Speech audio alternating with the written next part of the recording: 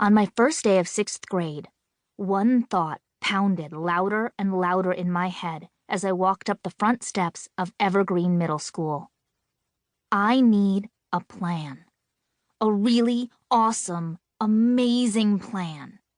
One that would bring my parents back together and move us back home to New Jersey where we could be a family again, the way it was supposed to be.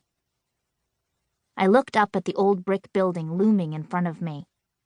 All 3 stories seemed to be staring down at me, threatening. And if you think buildings can't glare, then you've never seen this one. I could almost hear the low, rumbling voice. "Hey, little 6th grader, go back to elementary school where you belong." If it were up to me, I'd do exactly that. I'd be starting 6th grade at Alexander Elementary with my best friend Madeline in a nice, friendly little school that would never growl at me. Tugging on the straps of my backpack, I forced myself to move my feet forward. And that's another reason I couldn't just continue moaning and groaning. I had to come up with a solution, a fail-proof plan to get Mom and Scott back together. And then I could wave goodbye and good riddance to Bennettsville, North Carolina forever. Mom and I stopped at the office to get my schedule.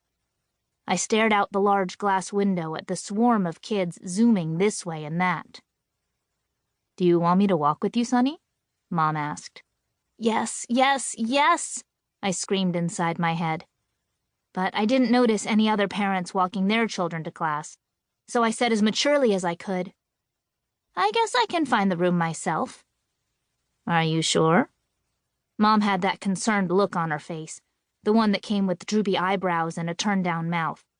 Not that I was falling for it. She hadn't seemed too worried about me at the beginning of the summer when she announced we were leaving Scott and moving in with Grandma Grace, someone I only saw once a year, and all just so Mom could work on some fancy new degree.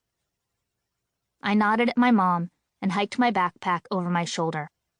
She gave me a hug, but I squirmed out of it quickly. "Mrs. Honeycutt said it's right around the corner," Mom reminded me.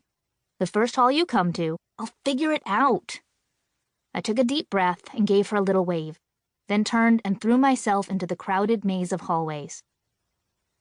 I wasn't feeling brave at all, but I figured no one needed to know that. I squared my shoulders and lifted my head up, scanning the doorways for room 117. Unfortunately, it wasn't right around the corner like the secretary had said.